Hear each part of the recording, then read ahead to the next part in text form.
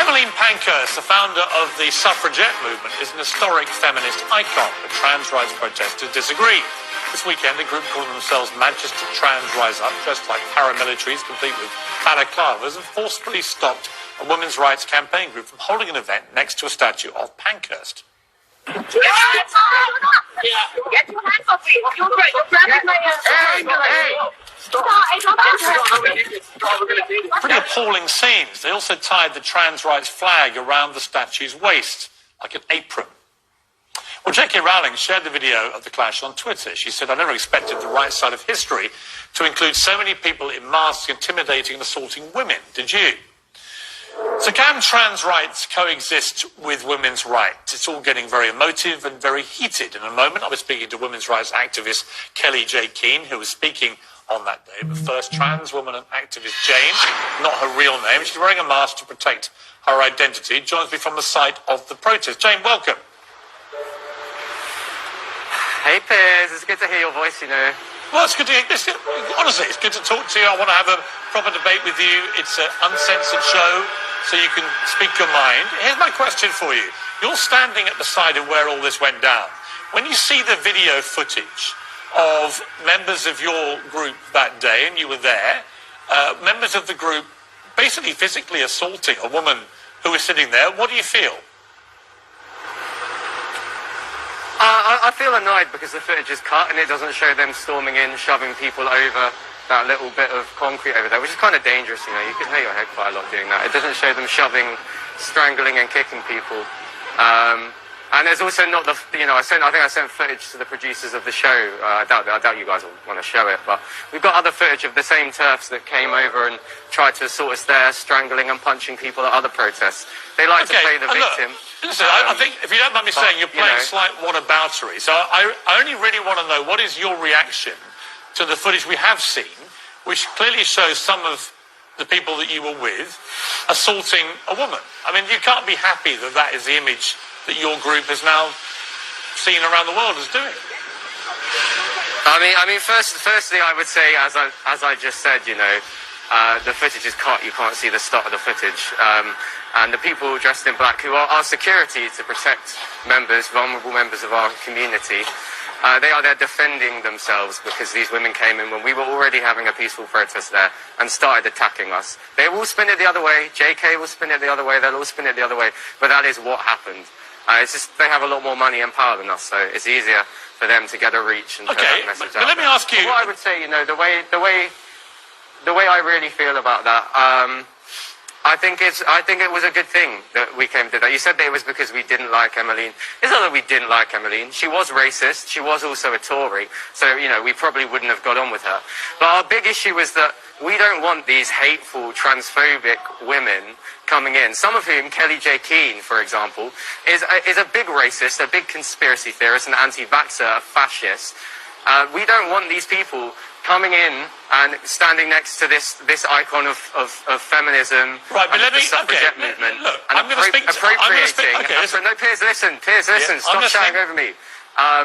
They are appropriating the imagery of the suffragette movement, a movement for women's liberation, and rebranding it as this hateful movement against trans people, and we don't stand for that. And the majority of women, the majority of feminists, don't stand for it. All right, let me put my cards on the table. I've always supported trans rights to fairness and equality, and I mean that sincerely. I want everyone. Bullshit, bro. Well, you can say bullshit, bro, and that's fine. You're entitled to. It's an uncensored show, and you've just proven it. But let me just say to you, I always wasn't your profile picture? Well, wasn't your profile picture fucking you identifying as a penguin? There's no point swearing. I apologise to our viewers for your bad language. This is a chance for you to present yourself in a way where we can have a proper debate. If you've got no interest in doing that, that's fine. But I'm just going to say to you that I've always supported trans rights to fairness and equality. My issue with the way this trans debate is going is in issues like sport, for example, where I think it's very unfair that trans women should be competing against women born to female biological bodies. I have issues about safety for women. I have issues about other areas of women's rights. Do you understand? Well, let me finish. Let me ask you a question. Do you understand and appreciate? What are all these dog whistles and talking points? They're not dog whistles and talking points. They are legitimate areas of concern. You can't just call everyone who disagrees with you transphobic. Please. If you keep swearing, I'll have to cut you off. You can go and have a look at their websites. You can have a look at their Twitters. Like, they are transphobic. Yes, but I am talking Kellie-Jay to you. Keen was kicked out of I just said to you, all right, if you're going out of Women's Place UK for being if you don't want to have a racist, civilized like, these are conversation not with good me, people. okay, look, I'm trying to give you a chance. I've explained my position. What is your problem with my position? I don't really know. I'm going to leave the interview now. I kind of only came on here because I thought it would be kind of funny. But I want to say you're a cunt and you're a fat. All right. Well, I apologise again to all viewers who are listening to that. Unfortunately, a complete idiot, which is what we saw from the video. And we hoped we could have a reasonable conversation, but that is, unfortunately, what we saw in the video. Very unpleasant pieces of work. They think it's fine to come on a show like this, pretend to debate, and then engage in just abusive language. That's fine. Let's go to Kellie-Jay Keen. Kellie-Jay Keen, I want to talk to you about this issue because you were on the receiving end as a group there. You were trying to speak at Emmeline Pankhurst's statue. I've just had a pretty unsavoury exchange with one of those protesters who probably thinks that they've had that little moment with me and not get that little viral moment. I actually think it's indicative of actually how awful their behaviour has been throughout this episode and the way they've dealt with it afterwards. But let me ask you, you're very strong about supporting women's rights to the point where many say that you are transphobic. Are you transphobic? Well, I think in 2022, transphobic really just means I don't think women have penises. And so, yeah, I absolutely am. So you're proud of being transphobic?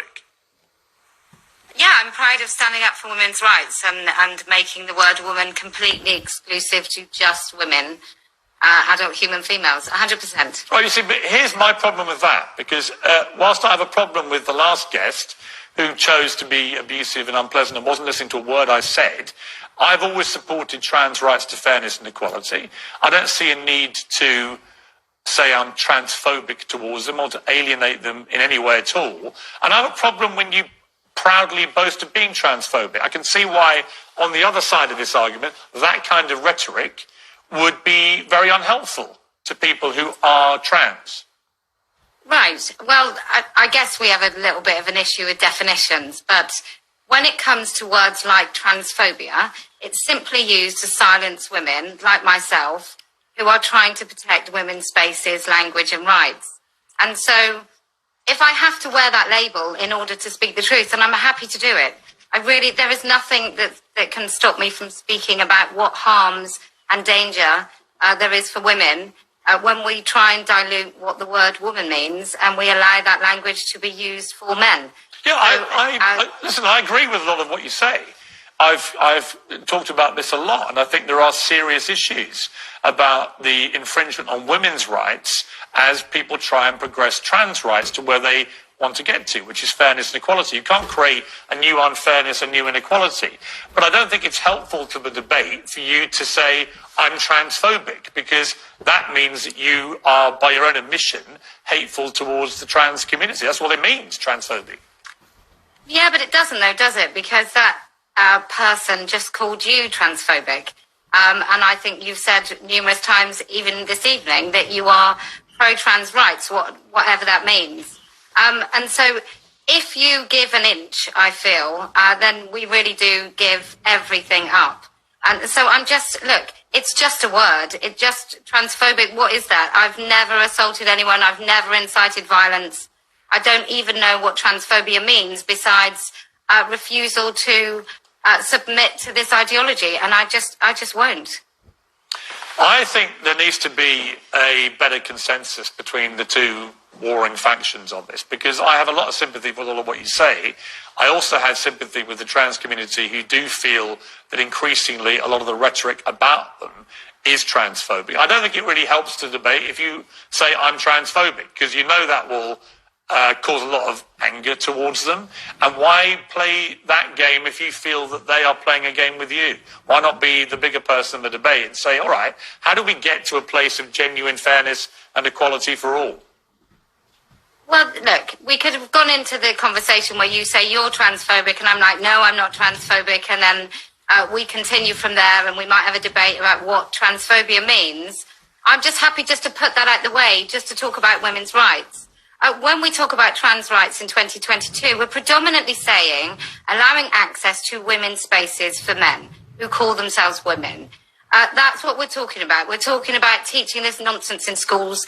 We're talking about mutilating kids' bodies with hormones. That's what we're talking about. So I'm really, really happy to totally gatekeep the word woman and women's spaces, and under no circumstances whatsoever allow any born males in. We can dress it up. We can call it whatever we like. I can sit here and tell you I'm not transphobic, because transphobia means accepting that there are something called trans and then saying that I hate them.